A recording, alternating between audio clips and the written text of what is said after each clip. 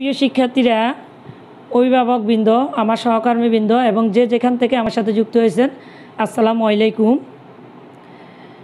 নবম দশম শ্রেণীর শিক্ষার্থীদের জন্য আজকের ক্লাসটি। তো নবম দশম শ্রেণীর শিক্ষার্থী বন্ধুরা, তোমরা তোমাদের রসায়ন বইটি সবাই নিয়ে নাও। রসায়নের বইয়ের তৃতীয় অধ্যায়টি সবাই খুলো। তো আজকের ক্লাসে তোমাদেরকে স্বাগত জানাচ্ছি। আমি পারভিন আক্তার, শহীদ মেধার সালাউদ্দিন মমতাজ বীরুত্তম উচ্চ বিদ্যালয়। শিক্ষার্থী বন্ধুরা, তোমরা তোমাদের বন্ধুদের জন্য ক্লাসটি শেয়ার করে দাও। নবম শ্রেণীর শিক্ষার্থীদের জন্য আজকের ক্লাসটি খুবই গুরুত্বপূর্ণ। তোমরা ক্লাসের শেষ পর্যন্ত আমার সাথে থাকো। শিক্ষার্থী বন্ধুরা, তোমরা বোর্ডের দিকে তাকাও সবাই।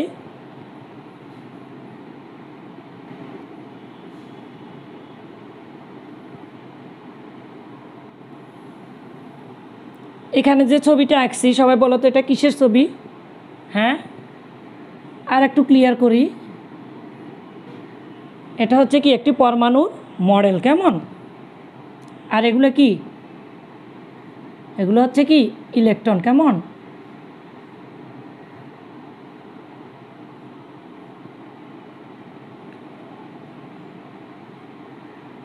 তাহলে আমরা এই ছবিটা দেখে বুঝতে পারছি যে এটা হচ্ছে কি একটি পরমাণু মডেল, কেমন? আর এগুলো হচ্ছে ইলেকট্রন। এগুলো হচ্ছে কি ইলেকট্রন। ইলেকট্রনগুলো কি সুন্দরভাবে কি বিন্যস্ত আছে, কেমন? তো আজকে আমি তোমাদের সাথে পরমাণুর শক্তি স্তরে ইলেকট্রন বিন্যাস নিয়ে তোমাদের সাথে আলোচনা করব। সবাই শিরোনামটি তোমাদের খাতায় লিখে নাও। পরমাণুর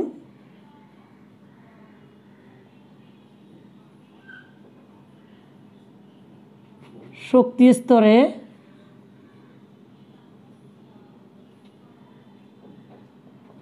ইলেকট্রন বিন্যাস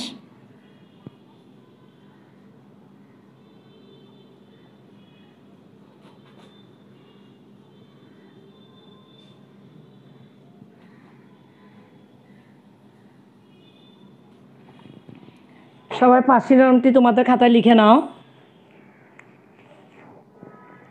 নিশ্চয় এতক্ষণে লিখে ফেলছো, কেমন?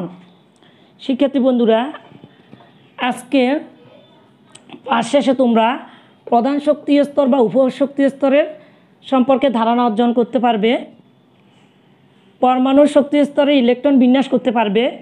পরমাণুতে ইলেকট্রন বিন্যাসের নীতি বর্ণনা করতে পারবে। শুধু শিক্ষার্থীরা, বোরের পরমাণু মডেলে যে শক্তি স্তরের কথা বলা হয়েছিল, কেমন? সে শক্তি স্তরগুলোকে সাধারণত কি প্রধান শক্তি স্তর বলা হয়। প্রধান শক্তি স্তর, প্রধান শক্তি স্তর বা অরবিট বা কক্ষপথ ইত্যাদি, কেমন? আরও অনেকগুলো নাম দেওয়া আছে, কেমন? তাইলে আমরা জানি কি পরমাণুর কতগুলো কি প্রধান শক্তি স্তর আছে, কেমন? যেমন এখানে একটি মডেল তোমাদের জন্য এঁকে রেখেছি, অর্থাৎ এটা হচ্ছে প্রথম শক্তি স্তর। এখানে যে তিনটি শক্তি স্তর আছে দেখো, একটি, দুটি, তিনটি। এখানে এই তিনটি শক্তি স্তর, এগুলো হচ্ছে কি প্রধান শক্তি স্তর, কেমন? এখন এই যে প্রধান শক্তি স্তরে ইলেকট্রনে যে আমি এখানে দেখো প্রথম শক্তি স্তরে 2টি ইলেকট্রন বসাইছি, দ্বিতীয় শক্তি স্তরে দেখো 8টি ইলেকট্রন বসাইছি, কেমন? তো এটা আমার মন গড়া তো বসাইলে হবে না। এখানে এই যে কোন শক্তি স্তরে কতটি ইলেকট্রন থাকতে পারবে তার একটা কি সূত্র আছে। অর্থাৎ আমরা সাধারণত কি প্রধান শক্তি স্তরগুলোকে কি এন দ্বারা প্রকাশ করা হয়। প্রধান শক্তি স্তরগুলোকে কি এন দ্বারা প্রকাশ করা হয়। এন এর মান 1, 2, 3, 4 ইত্যাদি ইত্যাদি হতে পারে, কেমন? আর এখন এই প্রতিটি শক্তি স্তরে কতটি ইলেকট্রন থাকতে পারবে সেটা কি একটি সূত্র আছে, সেটা হচ্ছে কি 2n² সূত্র মেনে চলে। অর্থাৎ এটা যদি কি প্রধান শক্তি স্তর হয়, অর্থাৎ 1 নম্বর শক্তি স্তর, অর্থাৎ n এর মান যদি 1 হয়, দেখো তাহলে ইলেকট্রন হবে কয়টি? 2 × n এর মান কত? 1 হোল স্কয়ার, কেমন? সমান সমান কতটি? 2টি। তাইলে প্রথম শক্তি স্তর ইলেকট্রন থাকতে পারবে কয়টি? 2টি।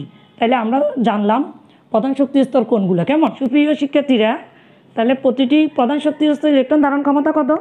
2n², কেমন? অর্থাৎ প্রতিটি প্রধান শক্তি স্তরে,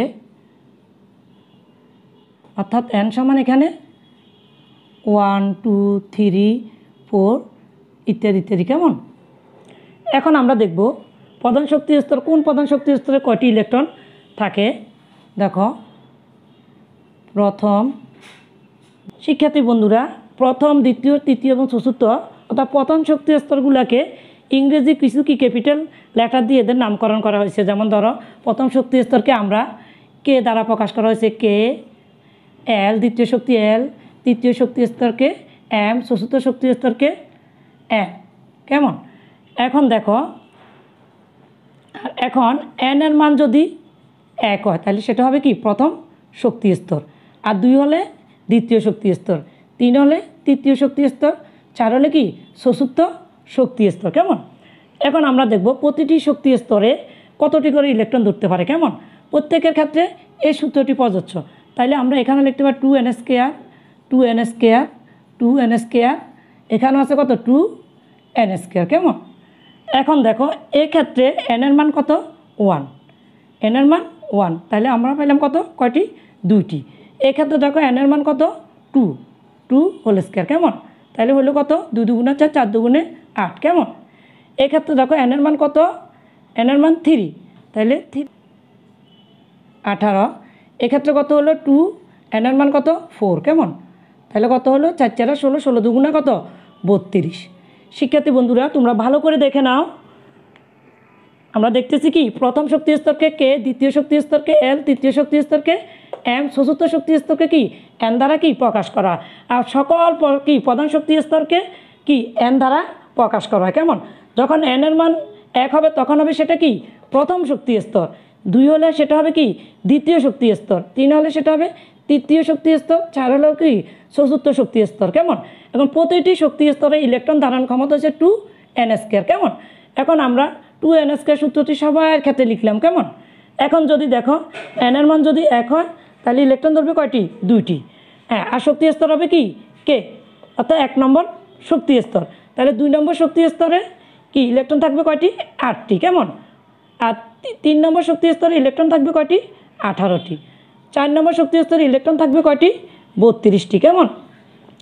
এখন দেখো, এই নিয়ম যদি তোমরা ফলো করো তাহলে তোমার সংখ্যা 18 পর্যন্ত পরমাণুগুলোর সঠিকভাবে ওইভাবে ইলেকট্রন বিন্যাস করতে পারবে। এরপরে কিন্তু একটু সমস্যা আছে, সেটা নিয়ে আমরা পরে আলোচনা করছি। কেমন?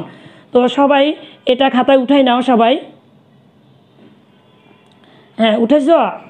এবার আমরা এটা মুছে ফেলতেছি। দেখো শিক্ষার্থী বন্ধুরা, এটা মুছে ফেলতেছি। আর ইলেকট্রন বিন্যাস করতে হলে আমাদেরকে জানতে হবে কি, অবশ্যই বলে কি পারমাণবিক সংখ্যা জানতে হবে। কেমন? আর পারমাণবিক সংখ্যা সমান কি প্রোটন সংখ্যা, প্রোটন সংখ্যা সমান কি ইলেকট্রন সংখ্যা। অর্থাৎ পারমাণবিক সংখ্যা যা, প্রোটন সংখ্যা তা, আবার কি ইলেকট্রন সংখ্যাও তা। কেমন? সুপ্রিয় শিক্ষার্থী বন্ধুরা, আমরা এখন কয়েকটি মোলের ইলেকট্রন বিন্যাস করব। কেমন? তাহলে পারমাণবিক সংখ্যা,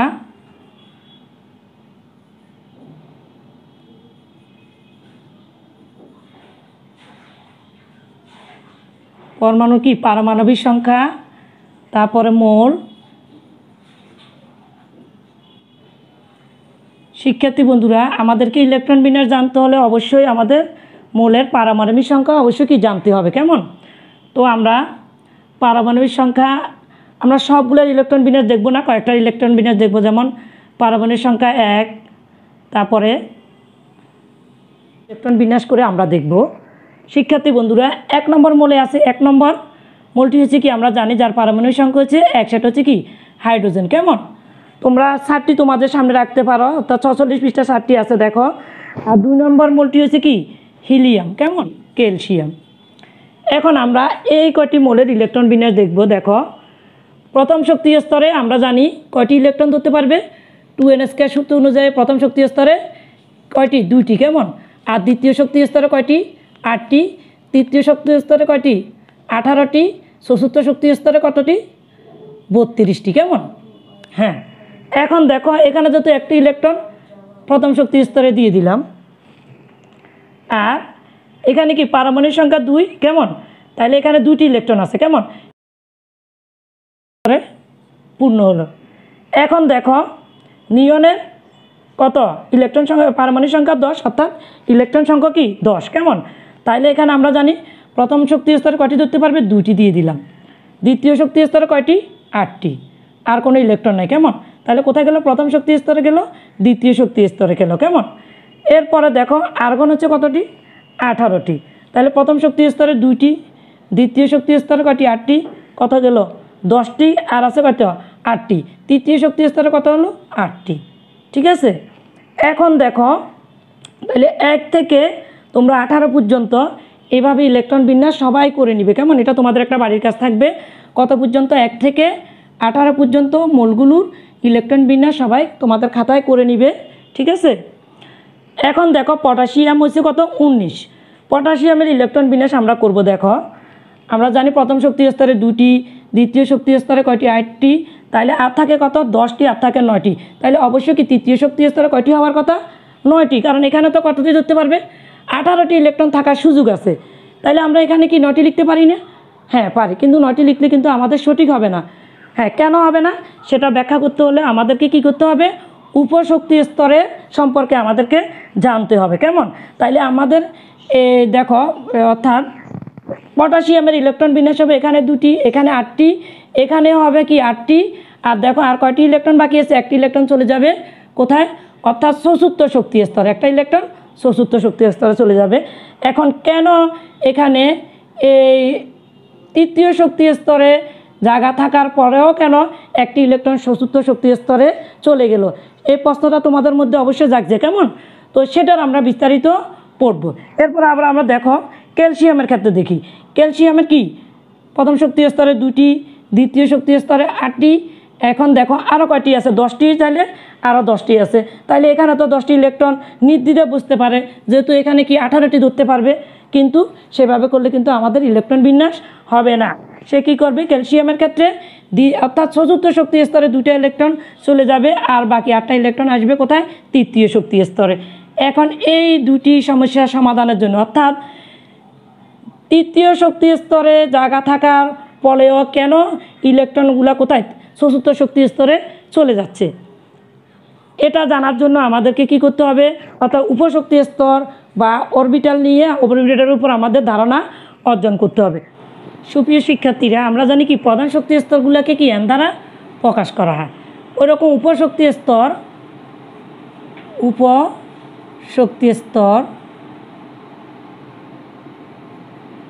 বা এর আরেক নাম আছে অরবিটালগুলোকে এল দ্বারা প্রকাশ করা হয়। তাইলে প্রধান শক্তি স্তরকে কি এন দ্বারা প্রকাশ করা হয়, আর উপশক্তি স্তর বা অরবিটালগুলো কি এল দ্বারা প্রকাশ করা হয়, কেমন? আর এই এল এর মান অর্থাৎ 0 থেকে আর এই এল এর মান 0 থেকে n-1 পর্যন্ত হয়ে থাকে।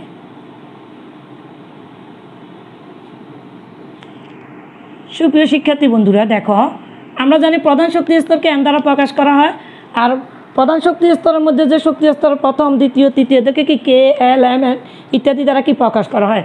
তদ্রূপভাবে উপশক্তি স্তর বা অরবিটালগুলোকে কি এল দ্বারা প্রকাশ করা হয়, কেমন?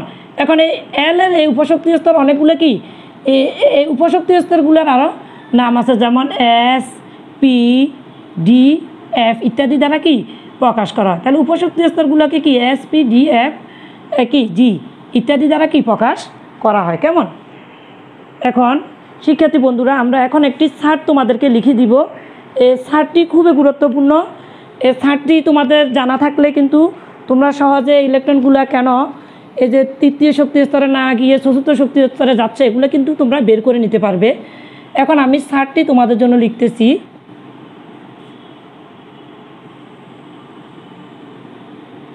উপশক্তি স্তরগুলো হলো এস, তারপর আছে কি পি,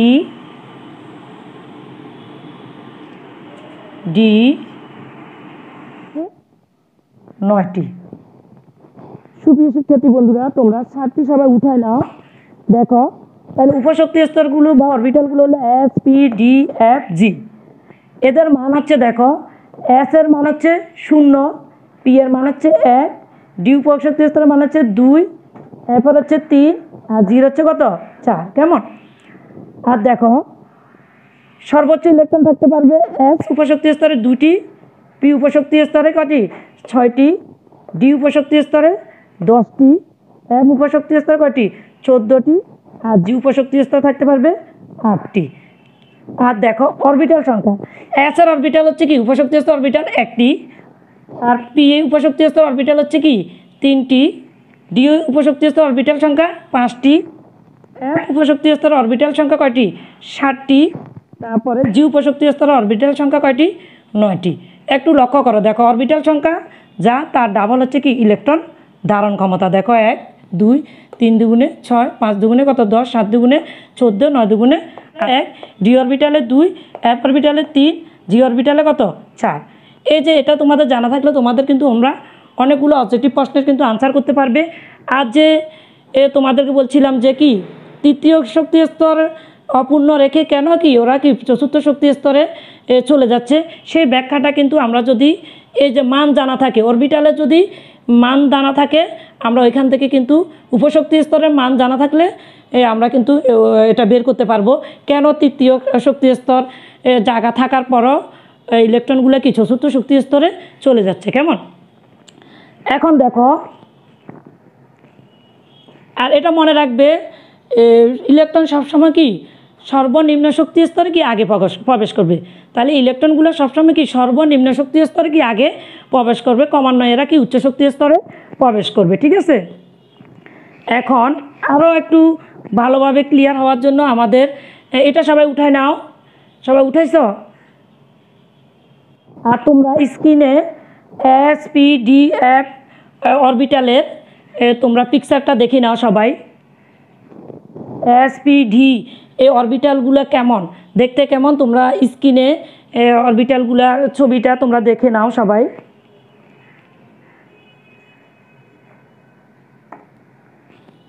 সুপ্রিয় শিক্ষার্থী বন্ধুরা, আমরা এখন এটা মুছে ফেলবো, তোমরা সবাই লিখে নাও। আমরা এখন এই যে পরমাণুতে ইলেকট্রন বিন্যাসের নীতি, আমরা নীতিটা দেখব, ওটা আমাদের জানা লাগবে ইলেকট্রন বিন্যাসের জন্য। তাহলে আমাদের ওই জিনিসটা কি ক্লিয়ার করতে আরও বেশি সহজ হবে। তাহলে এটা আমরা মুছে ফেলতে আমরা এখন অরবিটালের শক্তিক্রম অর্থাৎ তোমাদের অর্থাৎ বইয়ের 49 পৃষ্ঠায় আছে, দেখো অর্থাৎ আবহাওয়া নীতিটি আমরা দেখব। শক্তিক্রমটা আমরা দেখি, দেখো 1 নম্বর শক্তি স্তরে 1s, এখানে একটি মাত্র অরবিটাল আছে। 2 নম্বর শক্তি স্তরে 2s 2p, 3 নম্বর শক্তি স্তর হচ্ছে 3s 3p 3d। কেমন? 4 নম্বরে 4s কি 4p 4d 4f। এগুলো হচ্ছে কি প্রধান শক্তি স্তর। 1 হচ্ছে প্রধান শক্তি স্তর, 2 হচ্ছে কি প্রধান শক্তি, s হচ্ছে কি উপশক্তি স্তর, আর এখানে 3 প্রধান শক্তি স্তর, অর্থাৎ 8টা প্রধান শক্তি স্তর নিলাম। কেমন? আমরা দেখব অরবিটালের শক্তিক্রম। অরবিটালের শক্তিক্রমটা আমরা দেখব। ইলেকট্রনগুলো দেখো,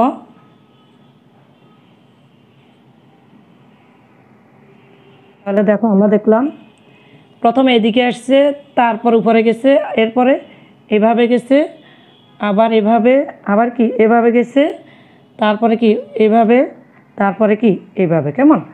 এখন আমরা এটা থেকে আমরা অরবিটালের শক্তিক্রমটা আমরা লিখে ফেলি। দেখো অর্থাৎ দেখো 1s, আমরা জানি ইলেকট্রনগুলো কোথায় প্রথমে কি সর্বনিম্ন শক্তি স্তরে প্রবেশ করে। কেমন?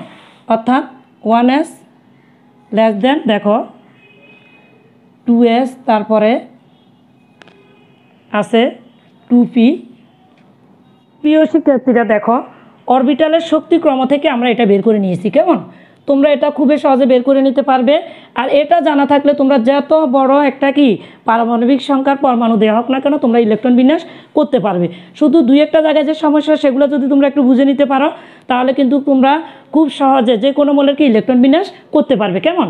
এখন দেখো এর শক্তিক্রম অনুসারে দেখো 1sটা হচ্ছে কি 2s থেকে ছোট, 1sটা হচ্ছে কি অর্থাৎ 1s লেস দেন 2s। কেমন?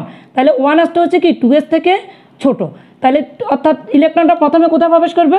1sে প্রবেশ করবে, তারপরে কত 2sে প্রবেশ করবে। অর্থাৎ আমরা জানি ইলেকট্রনগুলো প্রথমে সর্বনিম্ন শক্তি স্তরে প্রবেশ করবে, আস্তে আস্তে কি উচ্চ শক্তি স্তরে প্রবেশ করবে।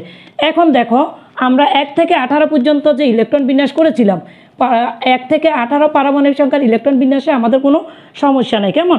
কিন্তু যখন আমরা 19 থেকে শুরু করছি, 19 থেকে আমাদের কি সমস্যাটা শুরু হয়েছে। কেমন? তো এখন দেখো কোন কোন জায়গায় আমাদের সমস্যা আছে। দেখো অর্থাৎ প্রধান শক্তি স্তর এখানে 3 হচ্ছে কি, অর্থাৎ ওর সামনে দিয়ে যেগুলো আছে 1 2 3 4 এগুলো হচ্ছে কি প্রধান শক্তি স্তর, আর এস পি ডি এফ এগুলো হচ্ছে কি উপ শক্তি স্তর। এখন লক্ষ্য করো এখানে কি, অর্থাৎ এদিকে একটু লক্ষ্য করো, এখানে দেখো এখানে একটু সমস্যা আছে, দেখো একটু খেয়াল করো, অর্থাৎ 4s তারপরে কিছু 3d, কিন্তু আমাদের প্রধান শক্তি স্তর অনুযায়ী ইলেকট্রনটা প্রথমে যাওয়ার কথা ছিল কি 3dতে, তারপরে যাওয়ার কথা ছিল কি 4sে, কিন্তু এখানে দেখা যাচ্ছে কি প্রথমে চলে গেছে 4sে, তারপরে গেছে কি 3dতে। কেমন? এবার দেখো এরকম আরও সমস্যা কোথায় আছে তোমরা একটু খেয়াল করো,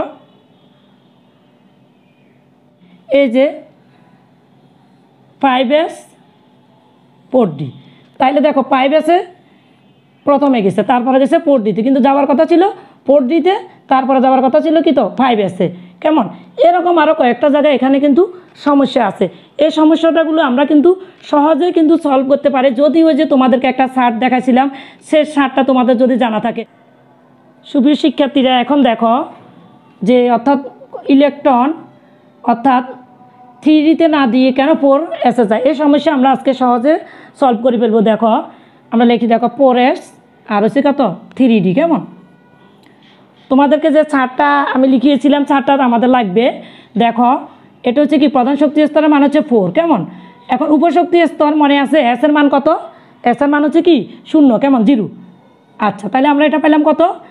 4s এর মান পাইলাম 4। কেমন? এখন দেখো এটা হচ্ছে প্রধান শক্তি স্তর 3 যোগ উপশক্তি স্তর ডি এর মান কত? ডি এর মান মনে আছে কত? অর্থাৎ ডি এর মান হচ্ছে 2, তাইলে হইল কত 5।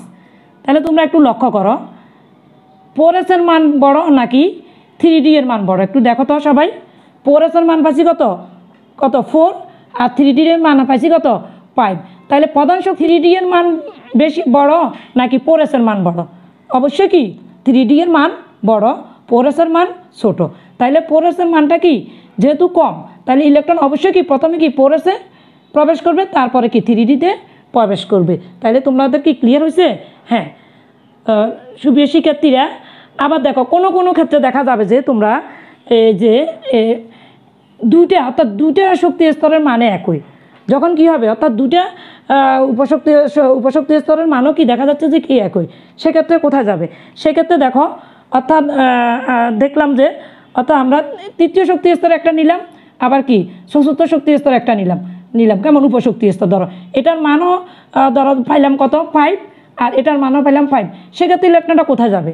সেক্ষেত্রে কি সেক্ষেত্রে অবশ্যই কি প্রধান শক্তি স্তরের উপরে নির্ভর করবে, অর্থাৎ যেটার প্রধান শক্তি স্তরের মান যেটার কম সেটা কি সেখানে কি ইলেকট্রন প্রথমে প্রবেশ করবে, তারপরে কি উচ্চ শক্তি স্তরে কি প্রবেশ করবে, কারণ প্রথমে ইলেকট্রনটা কোথায় প্রবেশ করবে? নিম্ন শক্তি স্তরে প্রবেশ করবে। ঠিক, অর্থাৎ এরপরে মোলগুলোর কি তোমরা অর্থাৎ এর পরবর্তী মোলগুলো তোমরা এভাবে কিন্তু ইলেকট্রন বিন্যাস তোমরা করতে পারবে। এখন আমরা অর্থাৎ 18 19 এই দুটো মোলের ইলেকট্রন বিন্যাস করব আমরা। পটাশিয়াম হচ্ছে কত? পটাশিয়াম 19। কেমন? তাহলে 1s অর্থাৎ এস অরবিটালে কটি ইলেকট্রন ধরতে পারে? 2টি। কেমন? 1s 2, 2s 2, দেখো 2p কত 6, তাহলে কত হলো 6 7 8 9 10, 10 হলো কত? আর আছে কয়টা? 9টা। কেমন? 3p 6, তারপরে কি 4s, তারপর আসছে 4s, তারপর আছে কত 3d। কেমন? এখন দেখো কয়টা ইলেকট্রন আছে একটু গুণে দেখো তো, 6 7 8 9 10 16 17 18টা। কেমন? আর আছে কয়টা? একটা ইলেকট্রন। তাইলে একটা ইলেকট্রন কিন্তু কি এখানে কিন্তু তৃতীয় শক্তি স্তরে জায়গা ছিল, এটা 3dতে যেতে পারতো। কেমন? 3dতে না যায় কোথায় যাবে? 1 কি 4sে যাবে, 4sে আর একটা ইলেকট্রন থাকবে, তাহলে 3d আসবে না। আমরা কি বুঝতে পারছি কেন 3dতে না গিয়ে 3dতে একটা ইলেকট্রন না গিয়ে কেন 4sে গেল, সেটা তো আমরা বুঝছি। কেমন? অর্থাৎ 4sের মানটা 3d থেকে কি ছোট, সেই জন্য কি এই ইলেকট্রনটা 4sে 3dতে না গিয়ে কোথায় গেছে? 4sে গেছে। কেমন? এখন আমরা আরেকটা মূল অর্থাৎ ক্যালসিয়াম 20 ইলেকট্রন বিন্যাস করব। দেখো অর্থাৎ 1s, দেখো 2s 2p, তারপর আমরা আবার গুণে দেখি কত হয়। 2 2 4 10, 10এ কত 12, 12 আছে 18, 18 2 কত 19 20। তাইলে আমাদের এখানে আসছিল কত 3d, 3D-তে কিন্তু দুটো ইলেকট্রন যেতে পারতো, কিন্তু দুটো ইলেকট্রন কোথায় গেল? 4s-এ গেল। কারণ আমরা উপশক্তি স্তর বিন্যস্ত করে দেখছি যে কি 4s-এর শক্তি মাত্রা 3D থেকে কম। তো 3D-তে আসে কত? 5, আর 4s-এ আসে কত? 4। তাহলে 4-এর শক্তিটা অবশ্যই কি কম, 5 থেকে কি 4 কি ছোট। সেজন্য কি কোথায় যাবে? ইলেকট্রনটা প্রথমে 4s-এ প্রবেশ করবে, অর্থাৎ 3D-তে প্রবেশ করবে না। কেমন? এখন এই নিয়মে করতে গেলে একটা মোলে একটু ব্যতিক্রম আছে, দেখো সেটা হচ্ছে ক্রোমিয়াম। হ্যাঁ, ক্রোমিয়াম আছে কত? 24। দেখো ক্রোমিয়ামের কত? 24। সিয়া ক্রোমিয়ামের 24। ক্রোমিয়ামের আমরা ইলেকট্রন বিন্যাস যদি করি, দেখো 1s, এখানে একটু আমরা গুনে দিব। দেখো 6, 6 2 কত? 8, 8 আর 6 14, 15, 16, 17, 18টা চলে গেছে। কেমন? এই পর্যন্ত আমাদের 18টা ইলেকট্রন চলে গেছে। আর আছে কয়টা?